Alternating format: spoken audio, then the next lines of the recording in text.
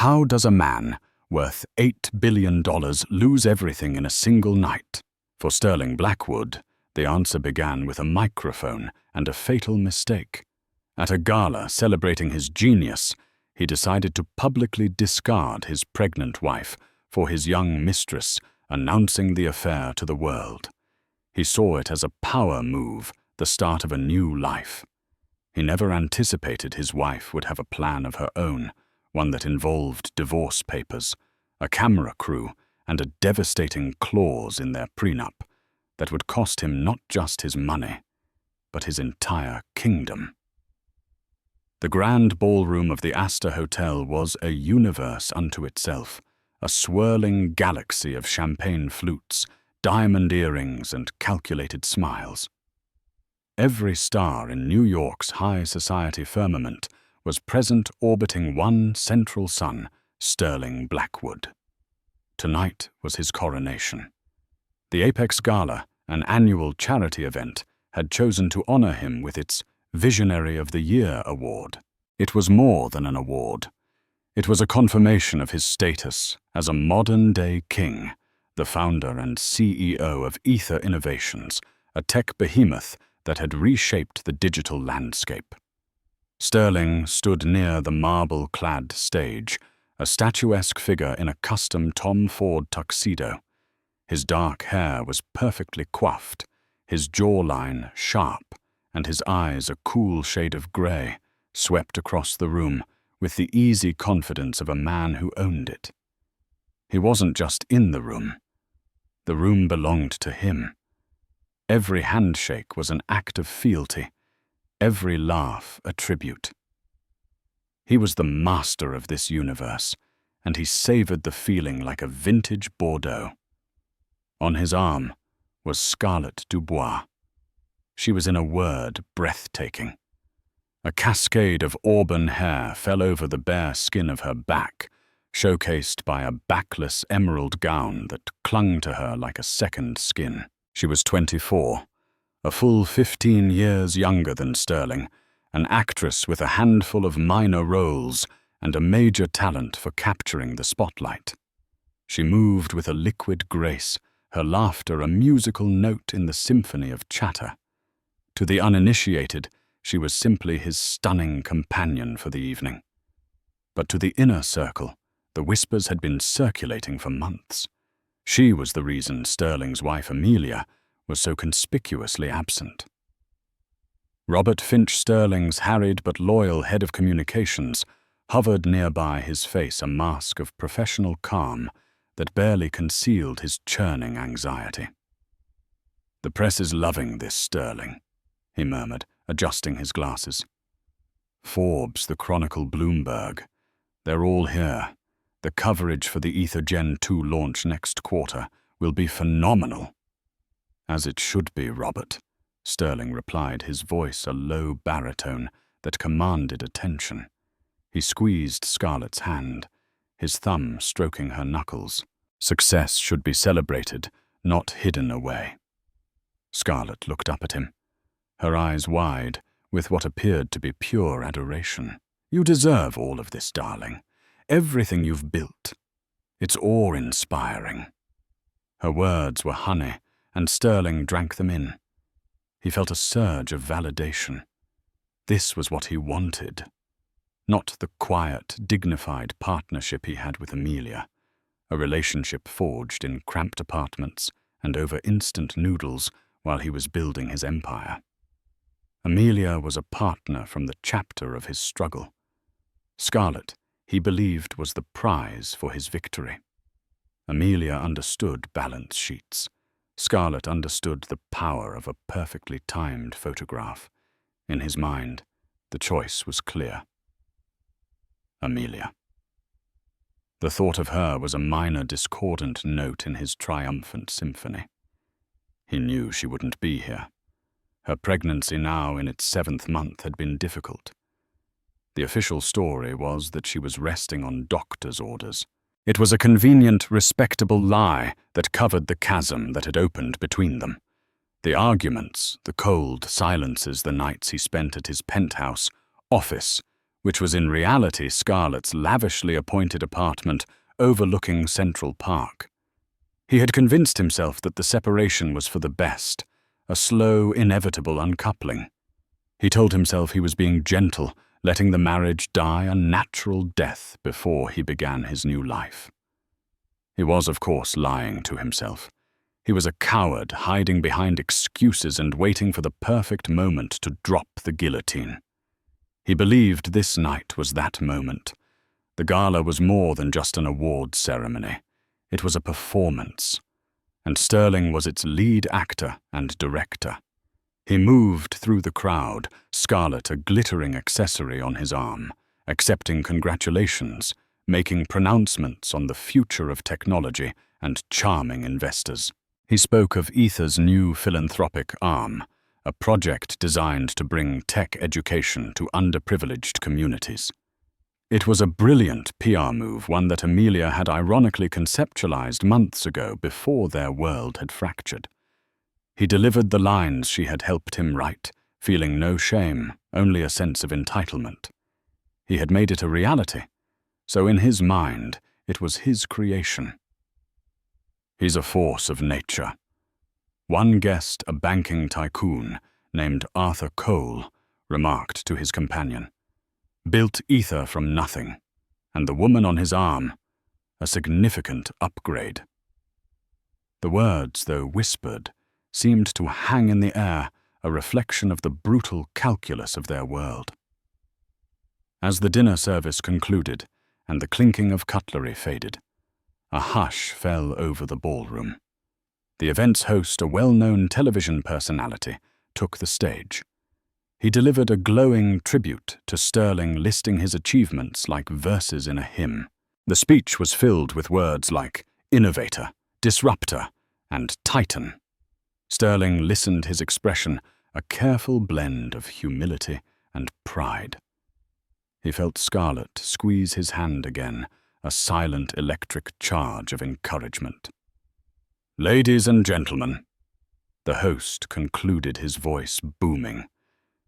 It is my profound honor to present the Visionary of the Year award to the man who is not just predicting the future, but building it, Mr. Sterling Blackwood. A thunderous applause erupted, a wave of sound that washed over Sterling, cleansing him of any lingering guilt. He stood, buttoned his jacket, and gave Scarlett a quick, possessive kiss on the cheek. Her perfume, a heady mix of jasmine and something more exotic, filled his senses. This was real. This was his life now. He ascended the few steps to the stage, the spotlights finding him, blinding him to the individual faces in the crowd, transforming them into a single adoring entity. He shook the host's hand, accepted the heavy ornate crystal award, and turned to face the microphone. The applause slowly died down, leaving a silence pregnant with expectation. Thank you. He began, his voice resonating with practiced sincerity. Thank you all. It's an incredible honor to receive this award in a room filled with so many brilliant minds, so many people I admire. He launched into his prepared remarks, a speech about innovation, responsibility, and the relentless pursuit of progress. He was polished, charismatic, and utterly captivating. He had the audience in the palm of his hand. Robert Finch, standing at the side of the room, allowed himself a small, relieved smile. It was going perfectly. As he neared the end of his speech, Sterling paused, taking a sip of water and letting the silence hang for a dramatic beat. But as much as Ether Innovations is about building the future of technology, he continued, his tone shifting to something more personal, more intimate. I've also come to realize the importance of building a future for oneself, a future based on truth, on passion, and on authentic happiness. Robert's smile froze on his face. This wasn't in the script. His heart began to hammer against his ribs. What is he doing? He hissed to himself. Sterling's gaze found Scarlett in the crowd. He smiled a genuine, unguarded smile that sent a fresh wave of murmurs through the ballroom.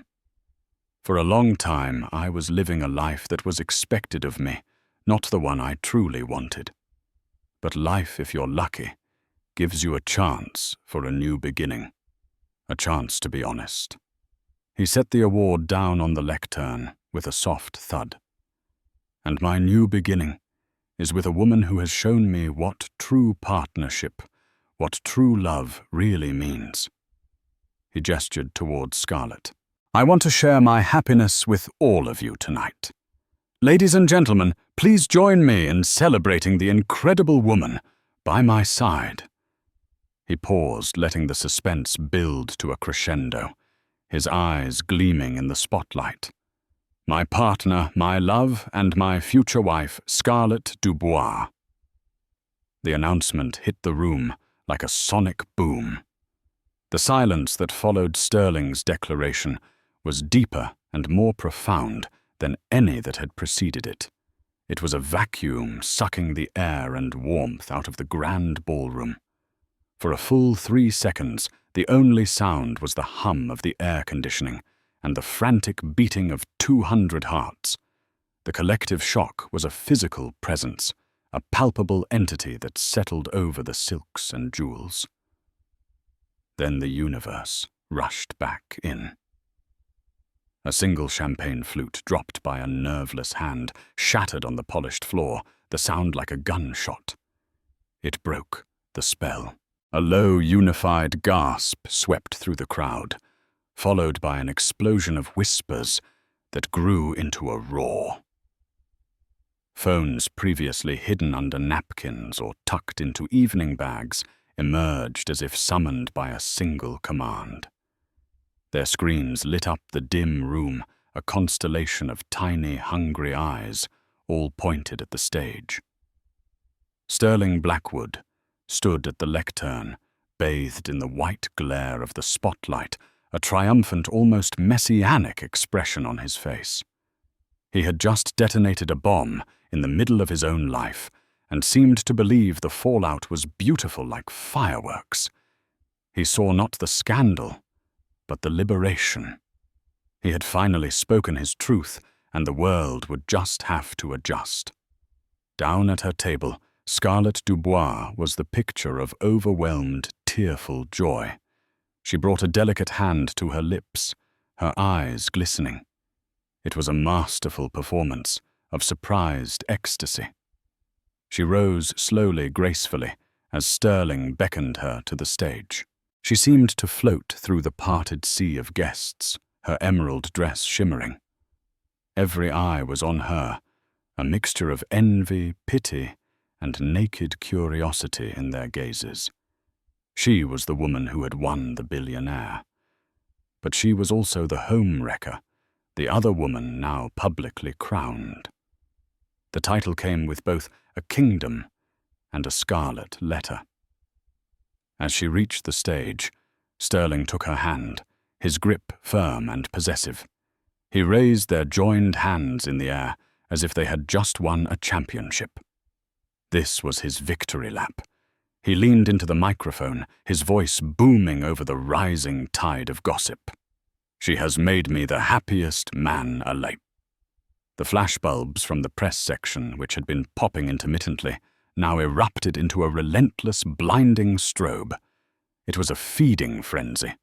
The photographers jostled for position, their lenses like the muzzles of weapons aimed at the couple on stage.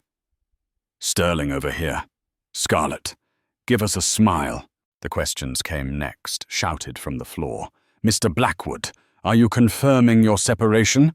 What about your wife, Amelia? Is she aware of this announcement? Sterling ignored them all. He leaned over and whispered something in Scarlett's ear, and she laughed, a sound that was both musical and, under the circumstances, jarringly inappropriate. He then kissed her, a deep, passionate kiss meant for the cameras, for the world. It was a branding iron marking her as his. The action confirmed the narrative. The old was gone. The new had arrived. Robert Finch, meanwhile, was having a full-blown panic attack at the side of the room. His face had gone from pale to ashen. His phone was buzzing incessantly in his pocket, a frantic vibration against his leg. It would be the board, the investors, the legal team. He ran a hand through his already disheveled hair. "Idiot," he muttered, his voice trembling with a mixture of rage and terror. "You absolute, arrogant idiot." This wasn't a PR announcement. It was a self-immolation. He had spent years carefully curating Sterling's public image, the family man, the stable genius, the respectable philanthropist. In 30 seconds, Sterling had torched it all for a 24-year-old actress. Robert knew this wasn't just a personal scandal. It was a corporate crisis. Ether Innovations was Sterling Blackwood. His reputation was inextricably linked to the company's stock price. The market opened at 9:30 a.m. tomorrow. Robert felt a wave of nausea. The guests were no longer even pretending to be polite. The room had devolved into a chaotic hub of information trading. Whispers became open conversation. "I knew it. I saw them at Nobu last month. But Amelia is pregnant. Can you imagine? This is beyond scandalous. It's cruel. Her father is on the board of 3 major banks. This will not go over well." Penelope Hayes, a veteran journalist from the New York Chronicle, known for her incisive reporting, was not whispering. She was observing her mind, a steel trap cataloguing every detail. The defiant look in Sterling's eyes, the tremor in Scarlett's hand, despite her smile, the sheer theatrical audacity of the moment. She was already composing the lead paragraph of her story in her head. This wasn't just celebrity gossip. This was a story about power hubris and the spectacular collision of the personal and the professional at the highest echelon of society. Sterling, oblivious or perhaps indifferent to the nuances of the chaos he had unleashed, finally released Scarlett from their kiss. He looked out at the sea of flashing lights and buzzing phones, a king surveying his tumultuous kingdom. He believed he was in complete control. He was so high on his own perceived power, on the adrenaline of his grand gesture, that he failed to notice the subtle shift in the room's energy. He didn't see that the main doors at the far end of the grand ballroom had swung silently open. He was about to say more, to perhaps double down on his declaration, when a new silence began to creep into the room. It started at the back and rolled forward like a wave, extinguishing the chatter as it went. The frantic energy of the crowd didn't disappear. It changed, coalescing and refocusing on a new subject. Heads began to turn one by one away from the stage. The cacophony of the press photographers faltered. A few lenses, then a dozen, swiveled from Sterling and Scarlett towards the entrance. A confused frown flickered across Sterling's face. He had commanded the room's attention, and now it was being stolen from him. He squinted against the spotlights, trying to see what had so captivated his audience. Scarlett, sensing the shift, lost her smile. Her perfectly poised facade cracked, revealing a flicker of genuine alarm. What Sterling saw made the blood drain from his face. His confident posture stiffened his shoulders, squaring as if bracing for a physical impact. The triumphant gleam in his eyes was replaced by a cold, leaden dread. His universe, which seconds ago had seemed so perfectly aligned around him, had just been invaded by a foreign, celestial body, one with its own immense and undeniable gravity. Standing in the grand doorway, framed by the ornate gold leaf, was the ghost he thought he had left at home. It was his wife, Amelia. She was not supposed to be there. In Sterling's carefully constructed narrative for the evening, Amelia was a footnote, a character from a previous chapter tucked away at home, nursing her pregnancy and her quiet dignity. He had imagined her finding out tomorrow, perhaps through a sympathetic phone call from a friend, or by seeing the headlines online. It would be contained, private, manageable. He had not in his wildest, most arrogant imaginings planned for this. Amelia Vance stood at the threshold of the ballroom, a portrait of lethal serenity. She was not crying. Her face was not contorted in grief or rage. Instead, her expression was one of glacial composure. It was a look of profound, unnerving calm that was far more terrifying than any hysterical outburst could have ever been. Her presence instantly changed the moral calculus of the room. The abstract concept of the wife was now a living, breathing, and very pregnant reality. She was dressed in a simple, elegant navy blue gown of heavy silk that draped beautifully over her 7-month baby bump. The dress was modest yet regal, its dark color absorbing the light and drawing all focus to her. She wore no ostentatious jewelry, only the simple diamond earrings Sterling had given her on their first anniversary, and the wedding band on her finger, which seemed to catch the light with an accusatory gleam.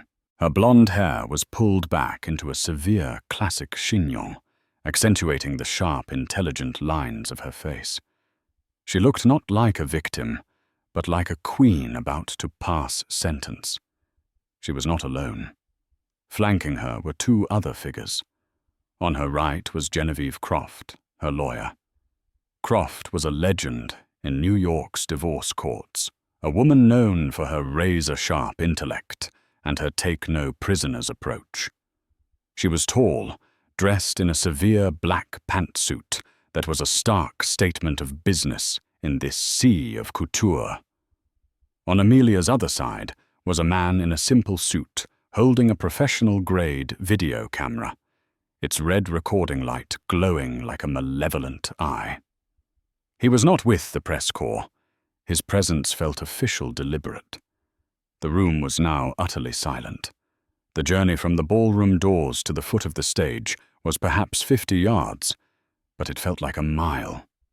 Amelia began to walk. Her steps were not hesitant. They were measured, deliberate, and imbued with an unshakable purpose. The crowd parted for her as if by royal decree. The whispers died in people's throats. The mobile phones that had been aimed at the stage now turned to track her slow, inexorable progress. She was a battleship, cutting through still water, leaving a wake of stunned silence. On stage, Sterling was paralyzed. The blood pounded in his ears. His mind, usually so quick and decisive, was a blank slate of white-hot panic. This was a scenario so far outside his realm of planning that he had no protocol for it. He looked at Scarlett, whose face had gone pale beneath her perfect makeup. The manufactured joy had vanished, replaced by the raw, undisguised terror of a usurper confronting the rightful queen. Her hand, still in Sterling's, was now slick with sweat. She took a half-step back, instinctively trying to hide behind him. Penelope Hayes, the journalist, felt a thrill of pure, predatory adrenaline.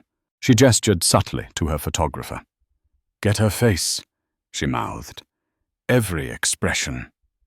This was no longer just a story about an affair. This was a public execution.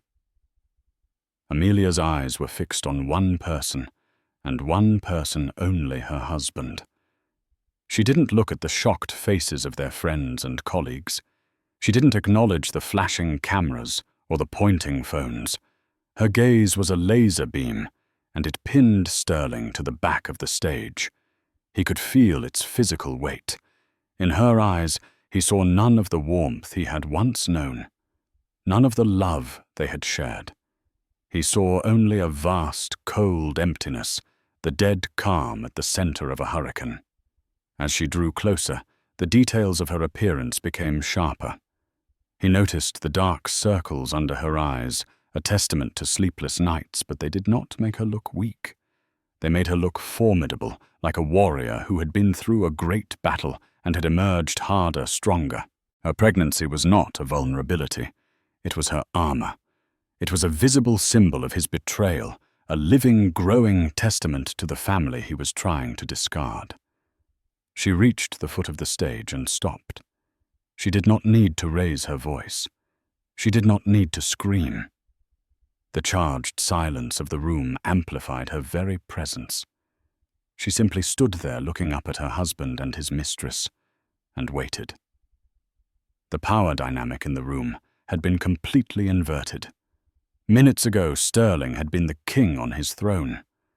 Now he was a prisoner in the dock, and his judge had just arrived. Robert Finch finally snapped out of his paralysis. He began to push his way through the crowd, his mind racing. He had to get Sterling off that stage. He had to cut the microphones. He had to do something. But he was too far away, trapped by the wall of silent, gaping onlookers. Genevieve Croft stepped forward slightly, her hand resting on a sleek leather briefcase. The cameraman with them adjusted his focus, ensuring both Amelia and the couple on stage were perfectly framed. Everything about their arrival screamed preparation strategy and impeccable timing. This was not a spontaneous act of a heartbroken wife. This was a calculated, strategic strike, planned with military precision. Sterling finally found his voice, though it was a hoarse, unfamiliar croak. "Amelia, what are you doing here? You should be at home." The words were feeble, absurd in their inadequacy. He was a general whose fortress had been breached, asking the invading army for its visitor's pass. Amelia's lips curved into a smile that held no warmth, no humor. It was a sharp, dangerous thing. She looked past Sterling, her eyes landing on Scarlett for the first time. She appraised her from head to toe, her gaze lingering for a moment on the glittering emerald dress. Then on the proprietary way, Sterling was still clutching her hand. She then returned her gaze to her husband. She took one more step forward, placing a hand protectively on her stomach. Her voice, when she finally spoke, was not loud, but it was clear and cold, and it cut through the silence like a shard of ice. "I was at home," she said, her voice carrying to every corner of the ballroom. "But I heard there was a celebration, and I believe you have something that belongs to me." Sterling flinched as if struck. Amelia's voice, though calm, held the chilling promise of retribution. The room held its breath, a collective human statue garden. On the stage, Scarlett's practiced composure had completely crumbled. She looked from Amelia's unyielding face to Sterling's panicked one, her dream evening curdling into a nightmare. She was no longer a celebrated future bride. She was a co-conspirator caught in the act. "Amelia, this is not the time or the place," Sterling managed, attempting to regain some semblance of authority. He tried to inject a tone of stern reason into his voice, the one he used to shut down contentious board meetings. "We can discuss this privately." Amelia let out a soft, mirthless laugh. "Privately," she repeated the word, dripping with scorn. "You just announced your infidelity and your bigamous intentions to a room of 500 people and the entire world's media, Sterling. I think you forfeited the right to privacy the moment you stepped up to that microphone." Her gaze swept across the audience, and for the first time she acknowledged them. She wasn't asking for their pity. She was making them witnesses. "My husband, the visionary of the year," she said, her voice laced with irony, "seems to have had a vision of a future that conveniently omits a few key details. His wife, for one, and his unborn child." A wave of sympathetic and scandalized murmurs rippled through the crowd. The narrative was now firmly in her control. She had recast the scene, not as a domestic dispute, but as a public betrayal of the highest order. Genevieve Croft, Amelia's lawyer, chose this moment to act. With the quiet efficiency of a surgeon, she opened her leather briefcase. She produced a thick sheaf of documents bound in a pale blue legal cover. She ascended the 2 short steps to the stage, her heels clicking with sharp authority. She walked directly past the frozen figure of Scarlet and stood before Sterling. She did not say a word. She simply held out the documents. Sterling stared at the papers as if they were a venomous snake. He knew what they were. He just couldn't comprehend how they were here now, in this moment of his supposed triumph. "What is this?" he asked, his voice barely a whisper. It was Amelia who answered from the floor, her voice ringing with clarity. "That Sterling is our future, the one you didn't bother to plan. Those are our divorce papers." The flashbulbs erupted in a blinding, percussive frenzy. The sound was like a volley of gunfire. The reporters surged forward, shouting questions that blended into an incoherent wall of sound. "Amelia, are you filing for divorce tonight? What are your terms?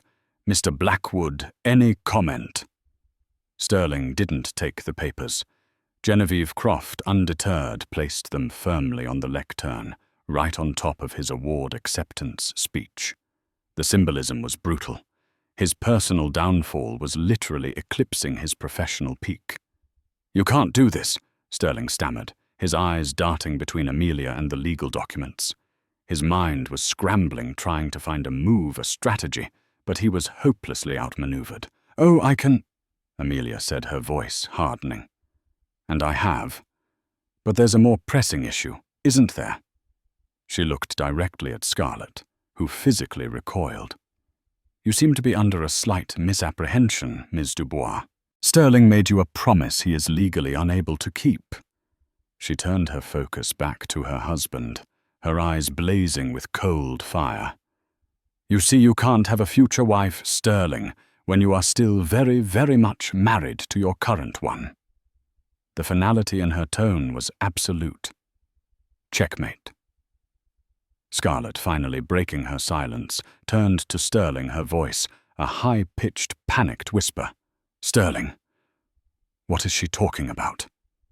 You told me it was over. You said you had already filed." Sterling couldn't answer. He was trapped, exposed as a liar and a fool on the grandest stage he had ever occupied. The image of power and control he had so carefully cultivated had been shattered into a million pieces. Amelia watched their frantic, whispered exchange with detached contempt. She had played her hand.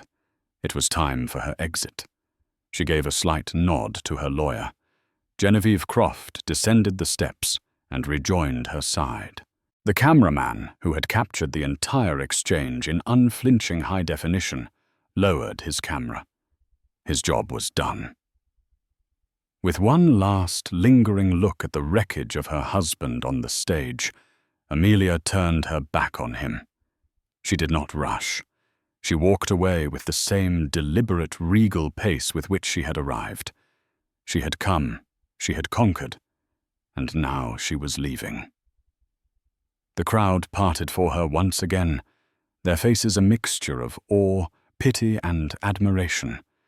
She had turned her deepest humiliation into her greatest moment of strength. As she reached the doors, Penelope Hayes of the Chronicle managed to step into her path. "Amelia, a moment of your time." "Any statement for the press?" Amelia paused. She looked at the seasoned reporter, offering a brief, almost imperceptible nod of acknowledgement. She then leaned in slightly, her voice low but clear, meant only for Penelope. "The documents," she said, "speak for themselves." And with that, she swept out of the ballroom, leaving behind a scene of utter devastation. On the stage, Sterling Blackwood, the visionary of the year, stood alone amidst the flashing lights, his future wife weeping beside him, and his divorce papers sitting on the lectern like an epitaph for the life he had just destroyed. The king had been publicly, spectacularly, and irrevocably dethroned.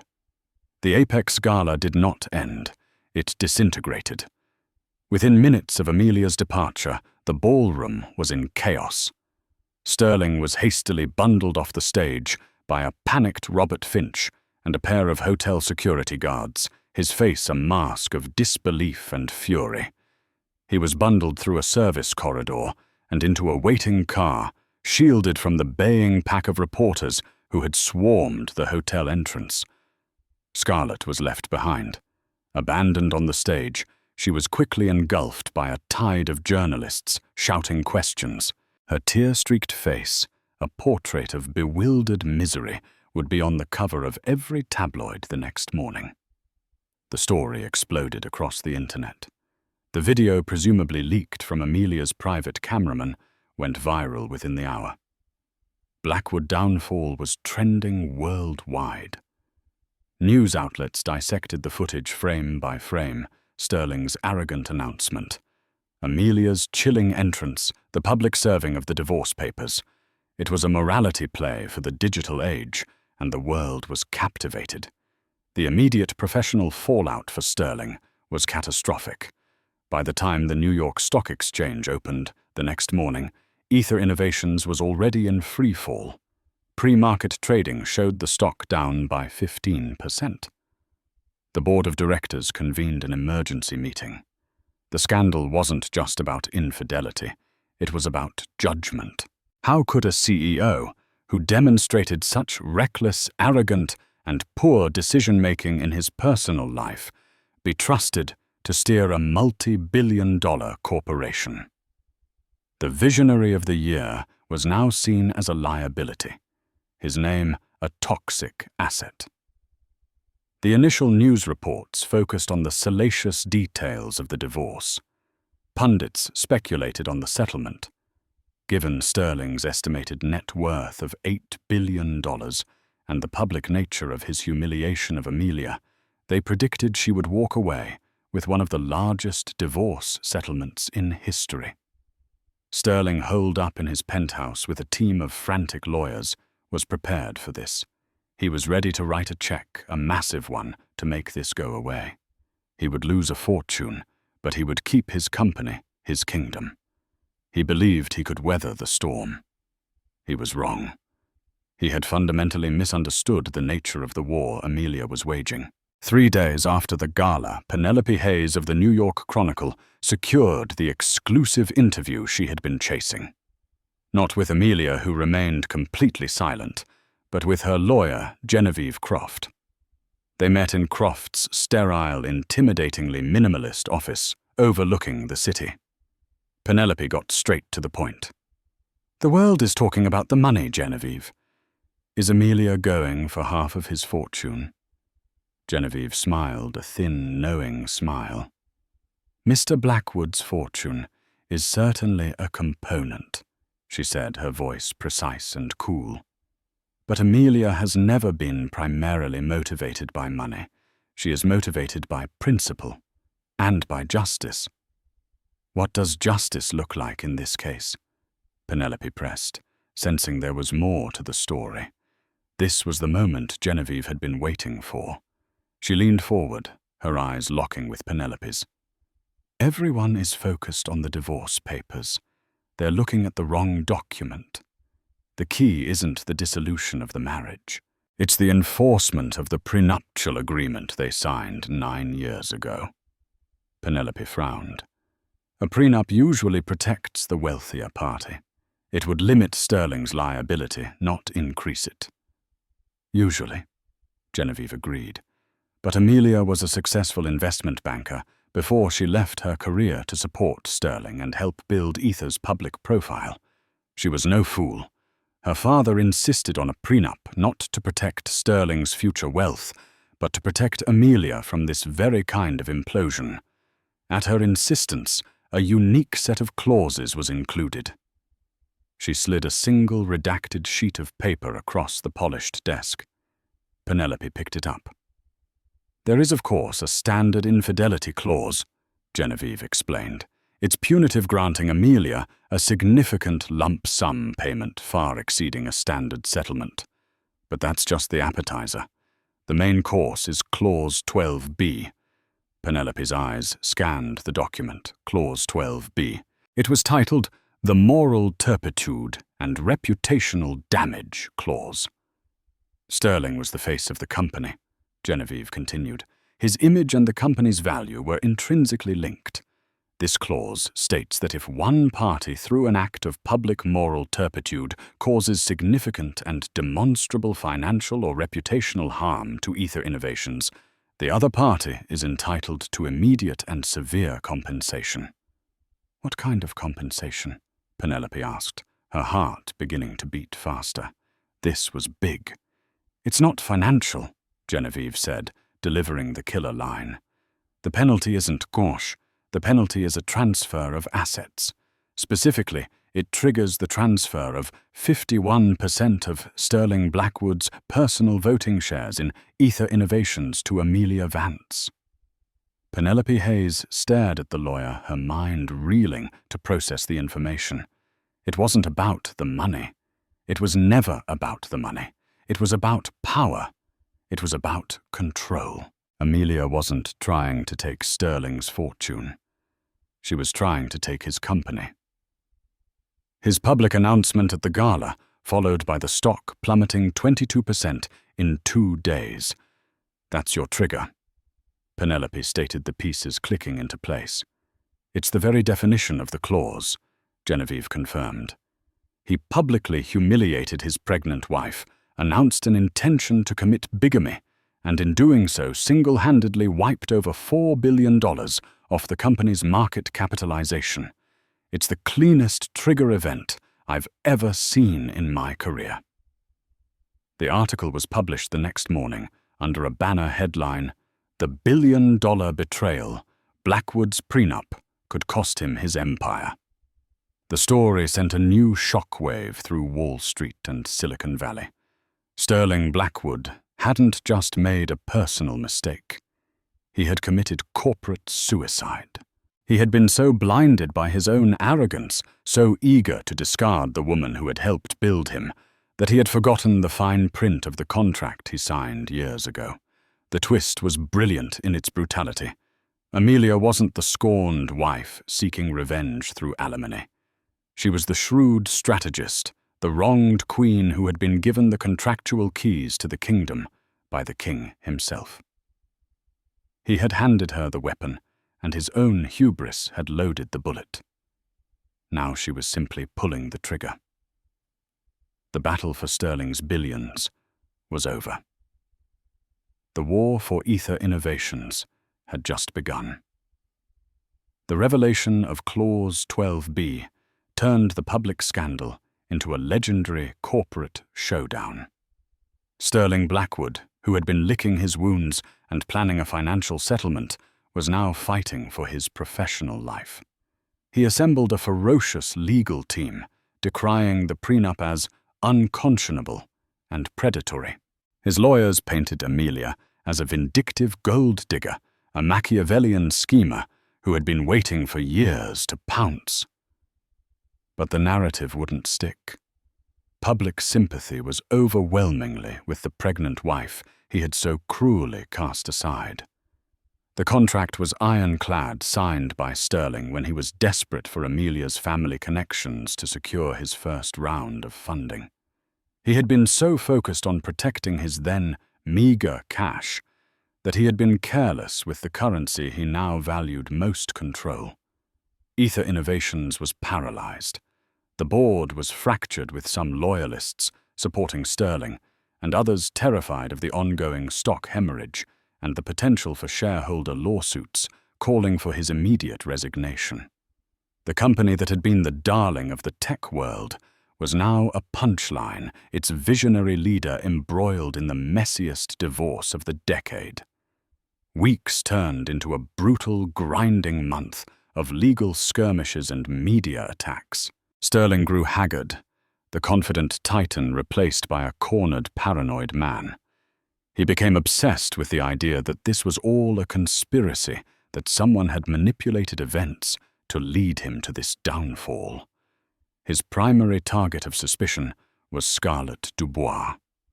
After being abandoned at the gala, Scarlett had vanished. Her agent released a statement saying she was devastated and had been misled by Sterling.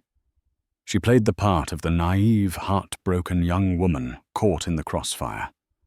But Sterling, stewing in his penthouse office, started pulling at the threads of their relationship. He remembered how she had subtly encouraged him to be more public, how she had planted the seed of making a grand gesture at the Apex Gala. "You need to own your truth, Sterling," she had cooed. "Don't let anyone make you feel ashamed of our love." At the time, he had seen it as loving encouragement. Now he saw it as a deliberate push towards the cliff's edge. He hired a private investigator, a former Mossad agent named Kalen, to dig into Scarlett's life. He wanted dirt, anything he could use to discredit her, and by extension the narrative that had ruined him. He expected to find a history of dating wealthy men, perhaps some minor scandals. What Kalen uncovered was far more complex and far more devastating. The report landed on Sterling's desk a week later. It was a thick file filled with financial records, travel logs, and encrypted communication transcripts. The truth it revealed was a second, perfectly executed twist in the plot against him. Scarlett Dubois was not her real name. She was born Katerina Petrova. Her family were not obscure immigrants from Eastern Europe, as she'd claimed. Her father was Anatoly Petrov, a brilliant software engineer. And 10 years ago, Anatoly Petrov had been one of the 4 original co-founders of Ether Innovations, back when it was just a handful of geniuses in a garage. Sterling felt a cold dread creep up his spine as he read on. The official story was that Anatoly and the other 2 co-founders had cashed out early, selling their shares to Sterling for a modest sum before the company went public. The reality, as detailed in Kalen's report, was far uglier. Sterling had used deceptive legal tactics and exploited their lack of business acumen to force them out, effectively stealing their intellectual property and their stake in the company that would later be worth billions. Anatoly Petrov had fought him in court for years, lost and died of a heart attack, 2 years later a broken and impoverished man. Katerina, his daughter, was 19 when he died. She had watched her father, a man she idolized, be destroyed by Sterling Blackwood's ruthless ambition, and she had vowed revenge. The report laid it all bare. The aspiring actress persona was a cover. She had spent 5 years meticulously planning her infiltration of Sterling's life. She changed her name, underwent subtle cosmetic procedures, and studied his habits, his tastes, his psychological profile. She learned he had a weakness for younger, adoring women who fed his ego. She manufactured a chance meeting at an art gallery, and from there she played her part to perfection. She was never in love with him. She was a weapon of vengeance. The report even included encrypted emails between her and the children of the other 2 co-founders Sterling had cheated. They called their plan Project Icarus. Their goal was not to get money from Sterling. Their goal was to make him fly as close to the sun as possible and then watch him burn. They had researched his life, his history, and his marriage. They knew about the prenup. They had likely been the ones who anonymously tipped off Amelia's lawyers to start looking closely at Clause 12B. Scarlett's entire mission was to manipulate Sterling into committing a public act of self-sabotage so spectacular that it would trigger the clause. The Apex Gala wasn't his idea. It was hers, whispered into his ear at his most arrogant and vulnerable moment. She didn't want his money. She wanted to see him lose the one thing he loved more than any person, his company. And she wanted him to lose it to the woman he had so carelessly betrayed. It was a form of poetic justice so perfect, it was almost beautiful. Sterling dropped the report on his desk. The room felt like it was tilting. He wasn't the victim of a vindictive wife. He was the architect of his own demise, haunted by the ghosts of his past sins. He had built his empire on a foundation of betrayal, and now the children of the men he had wronged had returned to collect the debt. Scarlett Dubois hadn't been his future wife. She had been his executioner sent from a past he thought he had buried long ago. He had been so busy watching Amelia, the enemy, in front of him, that he never saw the dagger coming from the person sleeping in his bed. The unraveling was complete. He was utterly and completely beaten. The final confrontation did not take place in a sterile courtroom or a high-stakes boardroom. It took place in the neutral territory of Genevieve Croft's 40th floor office, a glass-walled cool overlooking the city Sterling Blackwood, once considered his. The air was thick with tension, a fragile peace before the final surrender. Present were Sterling and his lead counsel, a grim-faced man who knew the fight was over. Across the vast mahogany table sat Amelia, the picture of serene strength with Genevieve by her side. But there were two other people at the table, a surprise Sterling was not prepared for. A man and a woman in their late 20s, their faces etched with a gravity that belied their years. Sterling recognized them instantly from the private investigator's report. Daniel Chen and Maria Rossi, the children of the other two co-founders he had forced out of ether a decade ago. Scarlett, or rather Katerina, was not present. Her part in the drama was over.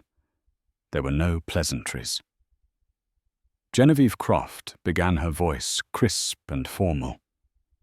"We are here to discuss the terms of the transfer. The courts have validated the claim. As of 9 a.m. this morning, a controlling interest in Mr. Blackwood's voting shares in Ether Innovations belongs to Ms. Vance." Sterling's lawyer started to speak a weak protest about appeals, but Genevieve cut him off with a sharp look. "We can spend the next 5 years and $50 million in litigation." "Mr. Blackwood," she said, addressing Sterling directly, "but you will lose, and by the time you lose, the company you're fighting for will be a worthless shell. We are offering you a different path." Sterling looked across the table at his wife. He searched her face for any sign of the woman he once loved, but found only a stranger, a cool, calculating strategist who had outplayed him at every turn. "What do you want, Amelia?" he asked, his voice a hollow rasp. "What's the end game to destroy it all, to burn my life's work to the ground?" Amelia met his gaze without blinking. "Your life's work," she replied, her voice dangerously quiet. "You mean Anatoly Petrov's coding architecture, Daniel's father's hardware design, Maria's mother's user interface concept. You didn't build Ether Sterling. You stole it, and you built it on the wreckage of good people's lives." It was then that Daniel Chen spoke, his voice steady and filled with a decade of righteous anger. "Our fathers were partners. They trusted you. You bankrupted them, and you broke them. My father died, thinking he was a failure. My mother had to go back to teaching." Maria Rossi added, her eyes burning with unshed tears. "She never designed another piece of software again. You took more than their money. You took their spirit." The truth of it all crashed down on Sterling. He had been so consumed with his own narrative of the self-made man that he had forgotten the collateral damage the people he had stepped on to reach the summit. "This was never about revenge for me," Amelia continued, placing a hand on her stomach. "This is about the future. It's about the child I am bringing into this world and the kind of world I want him to live in. It's about ensuring that the legacy he inherits isn't built on a foundation of lies and theft." She then laid out her terms. They were not destructive, they were transformative. "You will resign as CEO of Ether Innovations effective immediately," Genevieve stated, reading from a document. You will also resign your seat on the board. You will retain a minority, non-voting share package, enough to live comfortably for the rest of your life, but you will never again have any operational or strategic input into this company. Sterling felt the words like physical blows. His company, his creation. In your place, Genevieve continued, the board, now under Ms. Vance's controlling interest, will appoint a new independent CEO. Furthermore, 30% of the company's shares drawn from the block, now controlled by Ms. Vance, will be placed into a trust. The beneficiaries of that trust will be the families of Anatoly Petrov, Lawrence Chen, and Sophia Rossi, as restitution for their stolen contributions. Daniel and Maria looked at Amelia, their expressions a mixture of shock and profound gratitude. This went beyond what they had ever imagined. "You're giving it away?" Sterling asked, incredulous. "I'm not giving it away," Amelia corrected him. "I am returning it to its rightful owners, and I am cleansing it." Her voice was absolute, leaving no room for argument. "Ether will be restructured. It will become a company known for its ethics, not just its innovations. It will honor the people who actually built it. That will be my legacy. That will be my child's legacy." It was a total comprehensive defeat. Sterling was not just being ousted, he was being erased. His history was being rewritten to reflect the truth, and his name was being scrubbed from the empire he had so proudly claimed as his own. He was left with nothing but his money and his public shame. He looked around the room at the faces of the people whose lives he had impacted so profoundly, the wife he betrayed, the children of the partners he cheated. He saw no gloating, no triumphant celebration. He saw only a quiet, somber resolution. Justice. He finally slumped in his chair, the fight draining out of him. He gave a single, slow nod to his lawyer. "Accept the terms." Amelia stood up, her part in the meeting concluded. She did not give Sterling a final parting glance. He was already a part of her past. She walked towards the door, pausing beside Daniel and Maria. "Let's build something better," she said, softly to them. As she left the room, Sterling Blackwood stared out the window at the city skyline. It was the same view he had looked at every day for years, a vista of power and possibility. But for the first time, he didn't see a kingdom at his feet. He saw a world that was moving on without him, a future he had no part in, a legacy of his own making that had been justly and brilliantly undone. The king was dead. Long live the queen. And so the story of Sterling Blackwood comes to a close. It serves as a stunning, real-world reminder that hubris has a price and that karma sometimes keeps meticulous receipts. Sterling's public declaration of love for his mistress wasn't just a personal betrayal. It was a catastrophic miscalculation that cost him everything he held dear. He lost not just his wife, but his entire empire.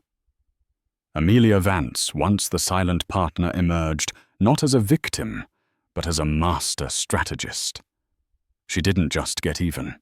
She got justice, rewriting the history of the company and securing a new future for herself, her child, and the families her husband had wronged. It's a gripping saga of power, deceit, and the epic downfall of a modern-day titan brought about by the two women he fatally underestimated. If this incredible story of justice and consequence captivated you, please show your support by hitting that like button. Sharing this video with someone who loves a story of epic revenge, and subscribing to our channel for more true stories that are almost too unbelievable to be real. Click the notification bell so you never miss an update. Thank you for listening.